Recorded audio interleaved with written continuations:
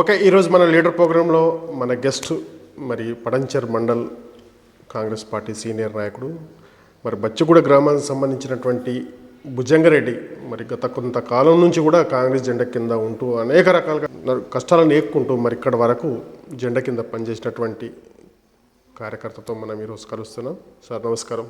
నమస్తే sir. Sir చెప్పండి, ఇప్పుడు ఏదైతే కాంగ్రెస్ పార్టీ రాష్ట్రంలో అధికారంలోకి వచ్చింది, మీ పటంచర్ కాన్స్టిట్యున్సీలో అధికారం లేదు, ఎట్లా అనిపిస్తుంది? గతంలో బీఆర్ఎస్ పార్టీ అధికారంలో ఉన్నట్లు అనిపిస్తుందా, లేకపోతే కాంగ్రెస్ పార్టీ అధికారంలో ఉన్నట్లు అనిపిస్తుందా? అంటే అట్లా ఏం లేదు, కాంగ్రెస్ పార్టీ అధికారంలోనే ఉన్నట్టు అనిపిస్తుంది. అధికారులు కూడా బాగానే స్పందిస్తున్నారు, సహకరిస్తున్నారు, అలాంటిది ఏం లేదు. అంటే ఇప్పుడు రాష్ట్ర వ్యాప్తంగా చూసుకుంటే కాంగ్రెస్ పార్టీ అధికారం, కానీ ఇక్కడ కొంచెం ఎందుకంటే parliament BJP, BRS party MLA, తర్వాత గతంలో కూడా మీరు బీఆర్ఎస్ పార్టీ పాలన కింద మీరు పనిచేయలేనప్పటికీ కూడా చూశారు పాలన ఎట్లా ఉంటుంది కాన్స్టిట్యున్సీలో. అదేవిధంగా మీ గ్రామానికి సంబంధించినటువంటి ఎట్లా అనిపించింది గతంలో చూస్తుంటే ఇప్పుడు చూస్తూ ఉంటాయి? అంటే అదే ఎమ్మెల్యే కంటిన్యూషన్ ఉన్నాడు కాబట్టి ఎట్లా అనిపిస్తుంది? అంటే గతంలో కంటే ఈసారి మా గ్రామానికి వచ్చేసి ఈ 6 నెలల్లో ఒక 20 లక్షల రూపాయల ఫండ్ రావడం జరిగింది. గత ప్రభుత్వంలో ఏం జరిగిందనేది ఏదైనా ఇన్ఫర్మేషన్ కావాలంటే కూడా మనకు దొరికేది కాదు, ఇచ్చేవాళ్ళు కాదు అడిగితే కూడా. కానీ ఇప్పుడు బహిరంగంగా ఈ విలేజ్కి ఇంత వచ్చిందని చెప్పేసి మా నియోజకవర్గ ఇన్ఛార్జ్ కాటా శ్రీనివాస్ గౌడ్ అన్నగారు బహిరంగంగానే ఈ గ్రామానికి ఇంత ఉంది, ఈ గ్రామానికి ఇంత ఇస్తున్నామని చెప్పేసి ప్రజల్లోకి వెళ్ళి ప్రజల్లో చెప్పి మన విలేజ్కి ఇంత ఫండ్ వచ్చింది చెప్పి ప్రజలతో మమేకమై డెవలప్మెంట్ చేయాలని చెప్పేసి మా రేవంత్ రెడ్డి గారి ఆదేశానుసారం స్పెషల్ డెవలప్మెంట్ ఫండ్స్ కానీ ఎన్ఆర్జీజేఎస్ కానీ ఈ 6 నెలల్లో మాకు 20 లక్షల రూపాయలు రావడం జరిగింది. వర్క్స్ అండర్ గోయింగ్ నడుస్తున్నాయి, అది విషయం. అంటే ఇప్పుడు అభివృద్ధి విషయానికి వస్తే ఒక భాగం, తర్వాత ఏదైతే అక్రమాల విషయానికి వస్తే ఒక భాగం. ఎందుకంటే మీరు గత టీఆర్ఎస్ ప్రభుత్వం హయాంలో కూడా మీరు కాంగ్రెస్ జెండా కిందనే పనిచేశారు. అంటే టార్చర్ ఎట్లా ఉంటుండే టీఆర్ఎస్ది? టార్చర్ అంటూ ఏం లేదు. గతంలో చాలా ఇబ్బందులు పెట్టారు, చాలా ఇబ్బందికరమైన పరిస్థితులు ఎదుర్కొన్నాం. మా నాయకుడు మా వెన్నంటి ఉండి మీరు అధైర్యపడవద్దు నేనున్నాను అని చెప్పేసి మాకు ధైర్యం ఇవ్వడం, ఆయన ప్రోత్సాహంతో మేము ముందుకు వెళ్ళడం, ఎన్నో సమస్యలను ఎదుర్కొని ఈరోజు మేము మొన్న అసెంబ్లీ ఎన్నికలలో కొద్దిపాటి మెజారిటీతో మేము ఓడిపోవడం జరిగింది. అదేమో ఓటమి అనుకుంటలేదు, మేము గెలిపి అనుకుంటున్నాము.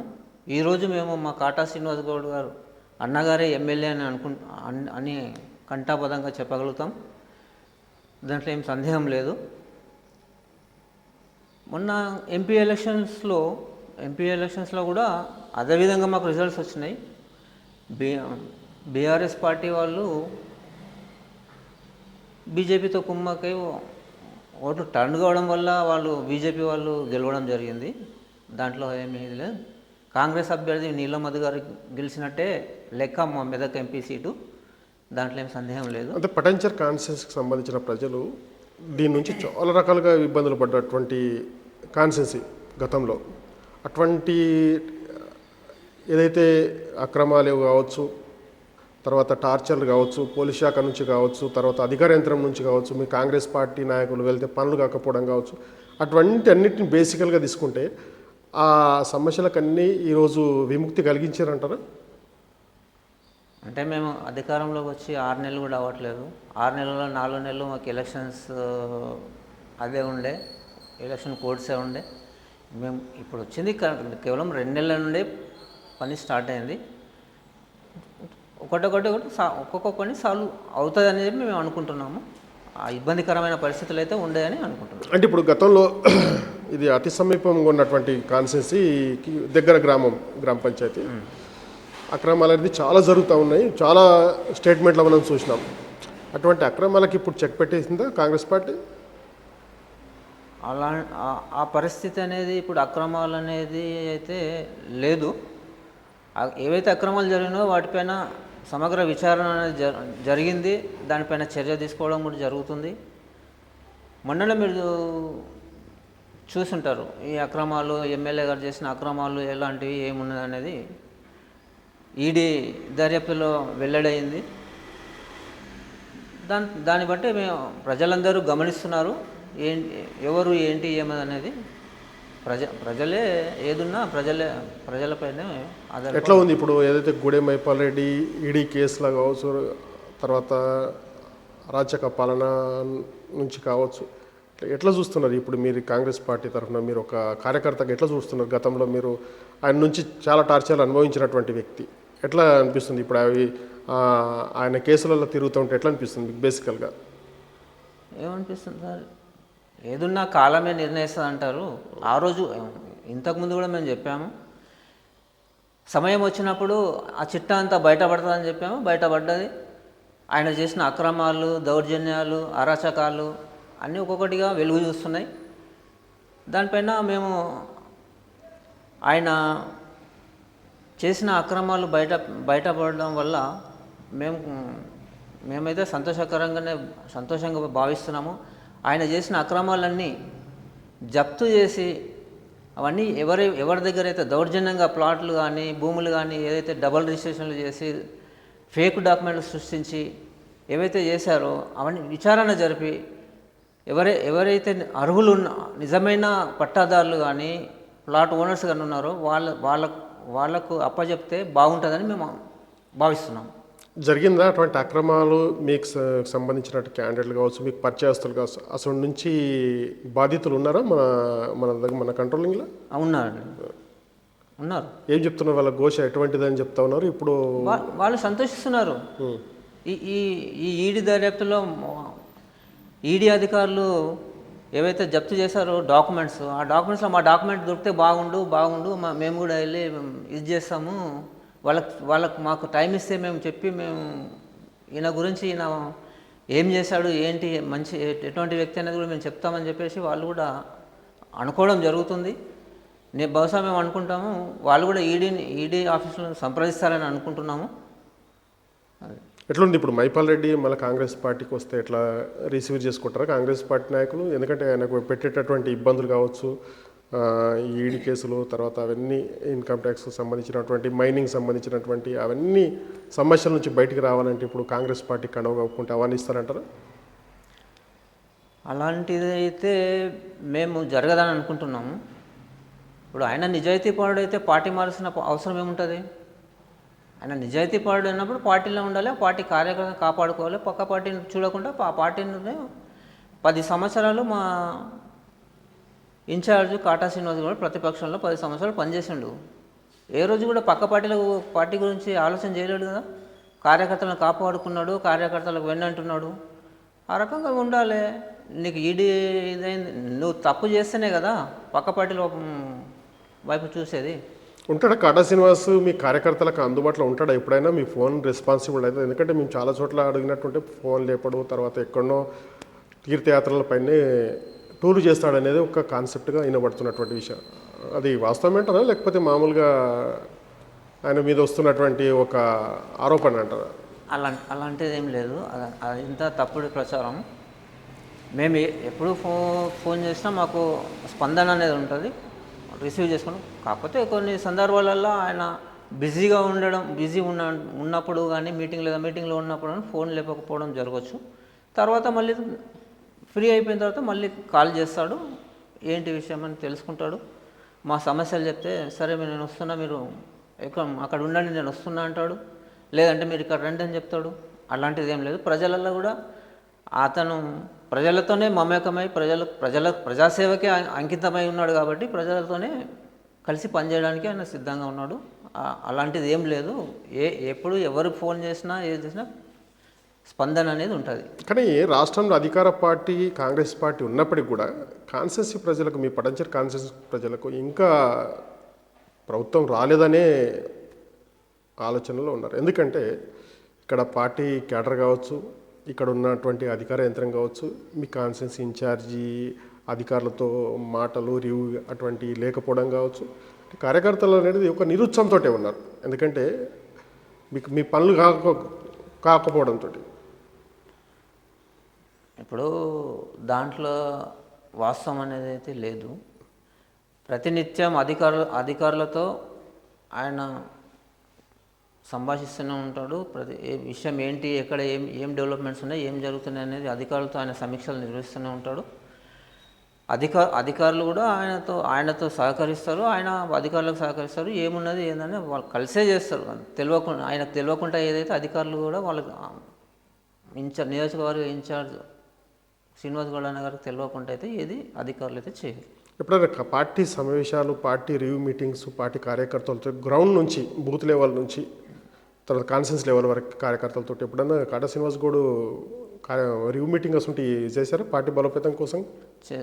ఎలక్షన్ అయ్యి 6 నెలలు అవుతుంది. కలిసాము, రివ్యూ చేసుకున్నాము. మన ఓటమికి కారణం ఏంటి, ఏం జరిగింది ఏందనేది. దానిపైన బోగస్ ఓట్లు వల్ల మనం ఓడిపోవడం జరిగిందని చెప్పేసి కూడా మేము చెప్పడం జరిగింది. ఆ బోగస్ ఓట్లను కూడా తీపియడం జరిగింది. సుమారు 18,000 ఓట్లు తీపియడం కూడా జరిగింది. రివ్యూలు అనేది ఇప్పటికీ 4 సార్లు మేమంతా ఎవరైతే మండల్ లెవెల్ లీడర్స్ ఉన్నారో, విలేజ్ లెవెల్లో టాప్ ప్రియారిటీ లీడర్స్ ఉన్నారో వాళ్ళతో ఎప్పుడు 15 రోజులకో, వారానికో, 20 రోజులకో సమీక్ష అనేది నిర్వహిస్తూనే ఉంటాడు. అలాంటిది ఏం లేదు, సమీక్షలు లేవు, ఆయన చేతులు ఎత్తేసిండు, ఏం పని చేయట్లేదు అనేది ఏం లేదు. నిరంతరం ప్రజాసేవకే అంకితమై ఉన్నాడు కాబట్టి ప్రజా సమస్యలపైన అంకితభావంతో పనిచేస్తున్నాడు. అంటే పటాన్చెరు కాన్స్టిట్యూన్సీ ప్రజలు 2 times కూడా బీఆర్ఎస్ పార్టీకి పట్టం కట్టారు. అంటే పాలన బీఆర్ఎస్ పార్టీకి సంబంధించినటువంటి మైపాల్ రెడ్డి పాలన బాగుందనే, లేకపోతే కాటా శ్రీనివాస్ గౌడ్ చరిష్మా పనిచేయలేదనే, ఎందుకు కాంగ్రెస్ పార్టీ ఓటమి పాలైంది? చెప్తున్నాం కదా సార్, పటాన్చెరులో బోగస్ ఓట్ల వల్ల కాంగ్రెస్ పార్టీ ఓటమి చెందడం జరిగింది. అధికార పార్టీ ఇంతకుముందున్న బీఆర్ఎస్ పార్టీ అధికారంలో ఉన్నప్పుడు ఏవైతే బోగస్ ఓట్లు వాళ్ళు చేర్పించారో, ఎలక్షన్స్ 2 నెలలు 3 నెలలు ఉన్నాయని ముందు ఆ ఓట్లతోనే, ఆ బోగస్ ఓట్లతోనే గెలిచిరు కానీ నిజమైన గెలిపేం కాదు ఆ మైపాల్ రెడ్డిది. ఓకే, ఇప్పుడు ఇదే కాన్స్టిట్యున్సీకి సంబంధించినటువంటి ఎంపీ కాంటెస్టెడ్ నీలమ్మధు, తర్వాత కాన్స్టిట్యున్సీ కాంటెస్టెడ్గా కాటా శ్రీనివాస్. అంటే ఇక్కడ ఉన్నటువంటి ప్రజలు ఏంటంటే ఒక వర్గం నీలమ్మధు, ఒక వర్గం కాటా శ్రీనివాస్ కూడా. అంటే ఈ ప్రజలు ఎక్కడ పోతే పనులు అవుతాయి అనుకుంటున్నారు? ఇప్పుడు కాటా శ్రీనివాస్ దగ్గరికి పోతే పనులు అవుతున్నాయా, లేకపోతే నీలమ్మధు దగ్గరికి పోతున్నాయా? ఎవరి దగ్గరికి పోతే ప్రజల సమస్యలు పరిష్కారం అవుతున్నాయి? ఇక్కడ నీలమ్మధు వేరు, శ్రీనివాస్ గౌడ్ వేరు అని ఏం లేదు సార్, ఇద్దరు ఒకటే. ప్రజలు ఇద్దరిని కలుస్తారు, ఇద్దరు కూడా ప్రజలతోనే మమేకమై ఉన్నారు, ఇద్దరు కూడా ప్రజా సమస్యల మీదనే పోరాటం చేస్తారు. ఆయన ఇది నా ఇది అనేది ఏం లేదు ప్రజలకి, ఇద్దరు సమానమే. ఇద్దరు కూడా ఎప్పుడు ఎక్కడ కలిస్తే అక్కడ ప్రజలు కలవడం జరుగుతుంది. ప్రత్యేకంగా గ్రూపులు అనేటివి ఈయన నా మనిషి అనేది ఏం లేదు. వాస్తవంగా మీరు చూడండి, మా గ్రామాన్ని చూడండి, అసెంబ్లీ ఎలక్షన్స్లలో కాటా శ్రీనివాస్ గౌడ్కు మేము మెజారిటీ ఇచ్చినాం. మొన్న ఎంపీ ఎలక్షన్స్లో కూడా మేము మా గ్రామంలో మేము మెజారిటీ ఓట్సే వచ్చినాయి మా పార్టీకి. అంటే రిజల్ట్ అనేది మెరుగైంది, కాంగ్రెస్ పార్టీకి రిజల్ట్ అయితే మెరుగైంది, కానీ సమస్యలు మాత్రం ఇంకా ఉత్పన్నం అవుతున్నాయి. సమస్యలు మాత్రం పటాన్చెరు కాన్స్టిట్యున్సీ ప్రజలకైతే సమస్యలు అయితే తొలగడం అయితే లేదు. అదే బీఆర్ఎస్ పార్టీ ఎమ్మెల్యే కావచ్చు, వాళ్ళ అనుచరులు కావచ్చు, వాళ్ళు పెట్టినటువంటి ఇబ్బందులు మాత్రం అదే ఉన్నాయి. దీనికి ఖండించే కాన్స్టిట్యున్సీ మీ ఇన్ఛార్జ్లు ఎవరికి లేదా? ఎందుకు ఖండించాడు సార్? ఖండిస్తున్నాము, ఎక్కడ మాట్లాడాలో అక్కడ మాట్లాడుతున్నాము, ఎక్కడ ఏం చేయాలో అది చేస్తున్నాం కాబట్టే కదా. మొన్న ఇప్పుడు ఈ అక్రమాలన్నీ బయటకు వచ్చినాయంటే ఎట్లా వచ్చినాయి? మా మంత్రివర్యులు సహకారంతోనే కదా. మా మంత్రివర్యులు మా వెన్నంటి ఉండి ఏముంది మీ దగ్గర ఏమేమి తీసుకురండి, అవి ఏందో చూద్దాం, విచారణ జరిపిద్దామని చెప్తేనే కదా, మేము ఇచ్చిన రిపోర్టు ద్వారానే కదా ఇవన్నీ జరుగుతున్నాయి. ఇప్పుడు బీఆర్ఎస్ నాయకులలో ఎందుకు అంత ఇదవుతుంది పార్టీలు మారడానికి కారణం ఏంటి? అంటే జనరల్గా అభివృద్ధి కోసం మారుతూ ఉంటారు కదా. ఇప్పుడు మిగతా ఎమ్మెల్యేలు గెలిచినటువంటి కాన్స్టెన్సీ ఎమ్మెల్యేలు వాళ్ళు కూడా కాంగ్రెస్ గూటికి వచ్చారు కదా. ఎందుకంటే ఏమనంటే అభివృద్ధి వైపు, అభివృద్ధి కోసం, ప్రజల కోసం మారుతూ ఉంటారు. అదే ట్యాగ్ తోటి కూడా రావచ్చు కదా. సార్, అభివృద్ధి అనేది పార్టీలో ఉన్నా లేకున్నా ఒక హోదాలో ఉన్నప్పుడు ఆటోమేటిక్గా డెవలప్మెంట్స్ చేయాలని నీకు అంకిత భావంతో నువ్వు పనిచేస్తే ఆటోమేటిక్ డెవలప్మెంట్స్ అవుతాయి. పార్టీ మారితేనే, పార్టీలోకి వస్తేనే వస్తుంది అనేది ఏం లేదు కదా. 10 సంవత్సరాలు మేము ఉన్నాం ప్రతిపక్షంలో, చేయలేదా? మా సర్పంచులు, మా ఎంపీటీసీలు, మా జెడ్పీటీసీలు లేరా 10 సంవత్సరాల ప్రతిపక్షంలో? పనులు చేయలేరా? ఫండ్స్ తీసుకురాలేరా? చేయలేరా డెవలప్మెంట్స్? ఇప్పుడు నిన్న మొన్న వచ్చినటువంటి నీలం మధు కాంగ్రెస్ పార్టీలో పనిచేయడం జరిగింది, కాంటెస్ట్ చేయడం జరిగింది. తర్వాత ఆయనకు ఉంది సీఎం హోదాలో టచ్లో ఉంటాడు ఎప్పటికీ. మరి కాటా శ్రీనివాస్ ఏమో దామోదర్ టచ్లో ఉంటాడు. ఒక్కరోజన్నా సీఎంకు కాండవ కప్పి ఎప్పుడన్నా బోకే ఇచ్చిన సందర్భాలు ఇన్ఛార్జికి ఉందా? పోయిందా? ఎప్పుడన్నా సంప్రదింపులు చేశారంటారు? ఇప్పుడు ఆయన స్థాయిలో ఆయనకు ఉంటుంది సార్, వెళ్తాడు. సీఎంను కలుస్తా. ఆయన రాష్ట్ర అధ్యక్షుడు, సీఎం రేవంత్ రెడ్డి గారు. రాష్ట్ర అధ్యక్షుడు ఒక నియోజకవర్గ ఇన్ఛార్జు కలవకపోవడం అనేది ఉండదు. ఏదో సందర్భంలో కలుస్తారు, చర్చిస్తారు, అలాంటిది ఏమి ఉండదు. నాకు తెలిసి ఈ ఎలక్షన్ అయిపోయిన తర్వాత కూడా రెండు మూడు సార్లు కలవడం జరిగింది. ఇప్పుడు సీఎం హోదాలో ఉన్నారు రాష్ట్ర అధ్యక్షుడు. ఆయన బిజీ షెడ్యూల్ ఉంటుంది. ఆ బిజీ షెడ్యూల్లో కలవలేకపోవచ్చు. ఓకే, ఆయన బిజీ షెడ్యూల్లో కాటా శ్రీనివాస్ గారు కలవలేడు. తర్వాత ఇక్కడ ఉన్న సమస్యల మీద రోజు రివ్యూ చేస్తూనే ఉంటున్నాడు. అవును. ఓకే, ఇప్పుడు జనరల్గా వచ్చే ఎలక్షన్స్లలో ఇప్పుడు ఎప్పుడు వచ్చాయో తెలియని సందర్భాలు, సర్పంచ్లు స్థానిక ఎలక్షన్స్లలో అటువంటి ఎలక్షన్స్ రాబోతున్నాయి. ఎట్లా ఉంటుంది అంటారా? ఊపు ఎట్లా ఉంటుంది? బీజేపీ చరిష్మా పనిచేస్తుంది అంటారా? ఇప్పుడు మళ్ళీ కాంగ్రెస్ పార్టీది పనిచేస్తుంది అంటారా? సార్, ఇప్పుడు మా పటాన్చెరు నియోజకవర్గం కానీ, తెలంగాణ రాష్ట్రంలో కానీ మేము అనుకుంటున్నాం ఏంటంటే, కాంగ్రెస్ పార్టీ అధికారంలో ఉంది కాబట్టి సర్పంచ్లు కానీ, ఎంపీటీసీలు కానీ, జెడ్పీటీసీలు కానీ మెజారిటీ స్థానాలు కాంగ్రెసే కైవసం చేసుకుంటుందని చెప్పేసి మేము ఘంటాపదంగా చెప్పగలుగుతాం. ఆ గెలుపు దిశగా మేము ప్రయాణిస్తామని చెప్పి కూడా మేము చెప్తున్నాం. ఓకే, మీరు గెలుపు దిశగా ప్రయత్నం చేస్తారు కూడా. గెలుపు కోసము ఎంతైనా కృషి చేస్తున్నారు.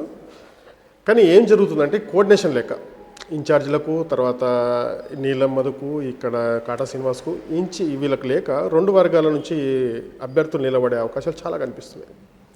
అలాంటిది ఏం లేదు సార్. ఇద్దరు ఇప్పుడు ఎంపీ అభ్యర్థి నీలం మధు కానీ, నియోజకవర్గ ఇన్ఛార్జ్ కాటా శ్రీనివాస్ గారు ఇద్దరు సమిష్టిగా నిర్ణయం తీసుకొని రేపు పొద్దుగల స్థానిక సంస్థల ఎన్నికలలో టికెట్లు అనౌన్స్ చేయడము, బీఫామ్స్ చేయడం అనేది ఇద్దరు సమక్షంలోనే జరుగుతుంది. ఇద్దరు కలిసే అభ్యర్థులను వాళ్ళే ప్రకటిస్తారు, వాళ్ళ చేతుల మీద బీఫామ్ ఇస్తారు. ఇద్దరు కలిసే చేస్తారు. అలాంటిది ఏం లేదు, గ్రూపులు అనేది లేదు. గ్రౌండ్ లెవెల్లో స్పందన వచ్చిందా కాంగ్రెస్ పార్టీకి? అంటే ఇప్పుడు పెన్షన్లు లేవు, రేషన్ కార్డులో ఆప్షన్ ఇచ్చింది అంతే, తర్వాత రైతు భరోసా లేదు. కాంగ్రెస్ పార్టీ మీద అంతా వ్యతిరేకత అనిపిస్తుంది గ్రౌండ్ లెవెల్. ఎందుకంటే మనది వ్యవసాయానికి సంబంధించినటువంటి గ్రామాలు కాబట్టి. సార్, ఇప్పుడు ఆగస్టు 15 రైతు రుణమాఫీ ఏకకాలంలో చేస్తాను. మరి సీఎం రేవంత్ రెడ్డి గారు కృతనిశ్చయంతో ఉన్నారు. అది చేస్తారు, ఖచ్చితంగా జరుగుతుంది. ఇప్పుడు రైతు బంధు ఉంది. రైతు బంధు విషయంలో ఇప్పుడు చర్చలు జరుపుతున్నారు. ఇప్పుడు బీడు భూములకు ఇవ్వడం కరెక్టా, వ్యవసాయ పొలాలకు ఇవ్వడం మంచిగా ఉంటుంది అని చెప్పి దాని మీద రివ్యూ చేస్తున్నారు. దాన్ని బట్టి ఆ రివ్యూలో వాళ్ళు తీసుకున్న డిసిషన్ బట్టి రైతు బంధు అనేది ఆగదు, రైతు బంధు అనేది వస్తుంది. 15,000 ఏదైతే మేనిఫెస్టోలో చెప్పారో అది ఇస్తారు, ఖచ్చితంగా చేస్తుంది. కాంగ్రెస్ పార్టీ మాట మీద ఉండే పార్టీ, చెప్పింది చేసి చూపించే పార్టీ. మీరు గ్రామాలలో ఉంటారు. గ్రామ స్థాయి నుంచి వస్తున్నటువంటి సమస్యలు ఒక్కొక్క డోర్ నుంచి మీ కాంగ్రెస్ పార్టీ అధికారంలోకి వచ్చిన తర్వాత ఎటువంటి సమస్యలు మీ దగ్గరికి వస్తాయి? ఉన్నాయి. ఇప్పుడు 6 గ్యారెంటీల మీద కొన్ని సమస్యలు వచ్చినాయి, నా దృష్టికి వచ్చినాయి. ఇప్పుడు కరెంటు బిల్లు 500 కరెంటు బిల్లు మాఫీ, అది 500 100 యూనిట్లో అంటే మాఫీ అవుతుంది అన్నారు, కాలేదు, ఇట్లా వస్తున్నది అని అన్నారు. కొన్ని దరఖాస్తులు ఏంటంటే అప్డేట్ అధికారులను అడిగితే మీ కంప్యూటర్లో అప్డేట్ కాలేదు, అప్డేట్ అయిన తర్వాత వస్తే మళ్ళీ మీరు దరఖాస్తు పెట్టుకోమని చెప్పేసి అధికారులు చెప్పడం జరుగుతుంది. దానికి మేము దరఖాస్తు ఇప్పుడు మళ్ళీ ఏదైతే ప్రజాపాలన మళ్ళీ అనౌన్స్ వస్తుందో ఆ ప్రజాపాలన మళ్ళీ దరఖాస్తు చేసుకోమని చెప్పేసి మేము చెప్పడం జరుగుతుంది. అలాంటి ఏమన్నా ప్రజల సమస్యలు ఏమన్నా ఉంటే మేము స్పందిస్తున్నాము. అవి వాళ్ళకు చేసి పెట్టాలని మాకు కూడా ఉంటుంది. రేపు పొద్దుగాల మేము స్థానిక సంస్థల్లో పోటీ చేయాలని అభ్యర్థులు ఆశావాహులు ఉన్నారు. ఇలాంటి పనులని ప్రజలకు చేయాలని చెప్పేసి కృతజ్ఞతతో చేసి పెడతారు. అలాంటి సమస్యలు అయితే ఇప్పటివరకు నా దృష్టికి పెద్ద సమస్యలు మా విలేజ్లో ఒక 4-5 సమస్యలు వచ్చినాయి నా దృష్టికి. దాన్ని సార్ట్అవుట్ కూడా చేయడం జరిగింది. ఎట్లా గతంలో బీఆర్ఎస్ పార్టీకి సంబంధించిన సర్పంచులు చేశారు అభివృద్ధి, ఆ అభివృద్ధికి మీరు కాంగ్రెస్ పార్టీ క్యాడర్గా, కాంగ్రెస్ పార్టీ తరఫు నుంచి ఒక కార్యకర్తగా గతంలో జరిగినటువంటి అభివృద్ధికి మీరు చేస్తున్నటువంటి అభివృద్ధికి ఏం తేడా కనిపిస్తుంది గ్రామ పంచాయతీలలో? ఇప్పుడు ప్రస్తుతానికైతే మేము స్థానికంగా అయితే అధికారంలో లేము. ఇప్పుడు స్పెషల్ ఆఫీసర్ల పాలన కొనసాగుతుంది. దానికి మేము ఏదన్నా అడిగితే దానికి స్పందిస్తున్నారు. మాకు ఇది చేయాలంటే వాళ్ళు ఉన్నారు. కొన్ని ఊరన్నప్పుడు కొన్ని సమస్యలు ఉంటాయి సార్. ఆ సమస్యలు ప్రతిదీ 100% కావడం అనేది కొంచెం టైం పడుతుంది, కానీ అవుతున్నాయి. గతంలో అయితే జరిగినాయి అభివృద్ధి, అయితే సాటిస్ఫై అయినరా బీఆర్ఎస్ పార్టీ పాలనలో? బీఆర్ఎస్ పార్టీ పాలనలో అయిన పనులు బీఆర్ఎస్ ప్రభుత్వం నుండి వచ్చిన ఫండ్స్ కాదు, సెంట్రల్ గవర్నమెంట్ వచ్చిన ఫండ్స్తోనే అయినాయి. ఎన్ఆర్ఈజిఎస్ కానీ, ఇప్పుడు ఈ సీసీ రోడ్స్ కానీ, ఈ స్టేట్ గవర్నమెంట్ నుండి వచ్చిన ఫండ్, ఈ స్టేట్ గవర్నమెంట్ ఇది పలానా ఫండ్ వచ్చిందని చెప్పేసి ఎక్కడైనా చూపించమనండి. ఇప్పుడు ఏముంది, సిఎస్ఆర్ ఫండ్స్ ఉన్నాయి. సిఎస్ఆర్ ఫండ్స్ దానికి దిక్కు లేదు, దివానా లేదు.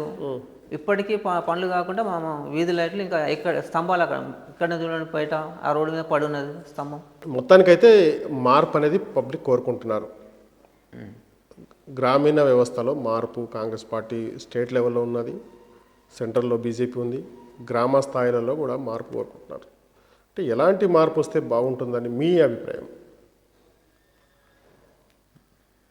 ప్రజలు సుఖ సంతోషాలతో ఉండాలని చెప్పేసి మేము కోరుకుంటున్నాం సార్. ప్రజలకు ఎలాంటి ఇబ్బందులు లేకుండా అతనికి కావాల్సిన సౌకర్యాలు వసతులు కల్పించాలని చెప్పేసి ఆ సంకల్పంతోనే మేము పనిచేస్తున్నాం. కానీ ఏదో మేమేదో స్వలాభం గురించి మేమేదో బాగుపడాలి, వాళ్ళు ఇది చేయాలి, అలాంటి ఉద్దేశం అయితే లేదు. గ్రామానికి కావాల్సిన నిధులు సమకూర్చే దాంట్లో మొదటి వ్యక్తిగా నేను పనిచేస్తాను. అంటే గతంలో చేసినటువంటి సర్పంచ్కి సంబంధించినటువంటి క్యాండిడేట్లంతా తన సెల్ఫ్ కోసం, తన అభివృద్ధి కోసమే పనిచేశారంటారా? మీరు చూసుంటారు కదా సార్, మీరు గత 10 సంవత్సరాల్లో ఏం జరిగిందనే చూస్తారు కదా. ఏ లీడరు ఎక్కడుండే, ఇప్పుడు ఎక్కడికి వచ్చిండు, ఎట్లా ఉన్నాడు, ఏందని మీరు మీ కళ్ళ ముందర కనిపిస్తున్నారు కదా. అంటే మొత్తం మీద వాళ్ళు హోదాకు వచ్చిన తర్వాత హై లెవెల్ అయిపోయారు, తర్వాత లో ఉండరు అనమాట. అంటే ఆ సంపద అంతా ఎట్లా వచ్చిందంటారు? ఎట్లా వస్తుంది సార్? ఇప్పుడు సంపాదన ఎలా వచ్చిందంటే అది ప్రజలు గమనిస్తున్నారు సార్. ఎలా వచ్చింది, ఏమది అనేది ప్రజలు గమనిస్తుంటారు కదా. ఏంది మరి ఇప్పుడు ఏదైతే అక్రమాలు ఏమైనా ఉంటే సక్రమంగా చేస్తారా? కాంగ్రెస్ పార్టీ చేసే ఆలోచనలు ఉందా? తప్పకుండా సార్. ఆలోచన దిశగానే మేము ప్రయాణిస్తున్నాం.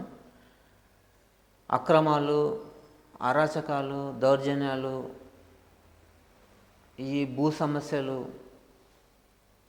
అంతం కావాలి. ఇది పునరావృతం కావద్దు అని చెప్పేసి మేము భావిస్తున్నాం.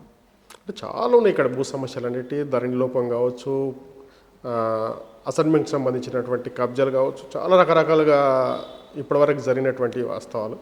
వీటిని ఎట్లా రికవర్ చేస్తారంటారా, ఎట్లా చేస్తారంటారు మీరు? అదే సార్, ఇప్పుడు ధరణి మీద కమిటీ చేసారు. ఆ నిపుణుల ద్వారా ఎలా చేస్తే బాగుంటుంది అనేది ఆ కమిటీ నిర్ధారిస్తుంది. దాని ద్వారా మంచి చేయాలని చెప్పి ఇప్పుడు ఏవైతే ఇన్ని రోజులు అసైన్మెంట్ ల్యాండ్స్ కానీ, ఇప్పుడు ఈ గవర్నమెంట్స్ ల్యాండ్స్ కానీ పట్టాలు వాళ్ళ నాయకులకు బినామీల పేర్ల మీద పట్టాలు చేసి వాటిని చేతులు మార్పిడి చేసి ఆ అక్రమార్జన ఏదైతే సంపాదించుకున్నారో అదంతా దాన్ని సక్రమైన పద్ధతిలో చేసి ఆ అక్రమార్జన ఏదైతే చేశారో దాన్ని గవర్నమెంట్ రికవరీ చేసి అభివృద్ధి పనులకు వెచ్చించాలని చెప్పేసి మేము. అంటే ఇప్పుడు ఏ నాయకుడైనా ప్రజానాయకుడు సంపాదన కోసమే కదా పాలిటిక్స్ చేసేది. అంత పెట్టుబడి పెడుతున్నాం ఈరోజు అంటే రేపు మనకు 10 రూపాయలు రావాలనే ఉద్దేశంతో కదా మనం పరిపాలించే పాలన విధంగా వెళ్తాం. అంటే అటువంటి దిశగా పోకుండా కాంగ్రెస్ పార్టీ నాయకులంతా ఏకదాటిగా నిజాయితీగా పాలిస్తారట. ఇప్పుడు కాంగ్రెస్ పార్టీలో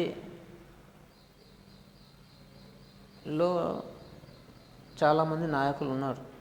మరి ఏ నాయకుడన్నా మరి ఈ నాయకుడు ఇది పని చేసి ఇది ఇట్లా అక్రమంగా సంపాదించిండు, అక్రమంగా చేసిండు, ఇది అక్రమంగా ఇది చేసిండు అని చెప్పేసి నిరూపిస్తే దానిపైన మా అధిష్టానం ఏదైనా చర్య తీసుకుంటారు. అంటే అధిష్టానం బేస్ మీదే మీ టీం అంతా పనిచేస్తుంది. అవును, అధిష్టానంకు అనుకూలంగానే పనిచేస్తాం మేము. ఓకే, ఏదైతే గ్రౌండ్ లెవెల్లో తీసుకున్నట్టుంటే మరి కార్యకర్తలంతా ఒక టీం లెవెల్లో ఉన్నారు. మరి వచ్చే ఎలక్షన్స్ కావచ్చు, గడిచిన 10 ఏళ్ల పాలన కావచ్చు, మరి ప్రజలు చూస్తున్నారు.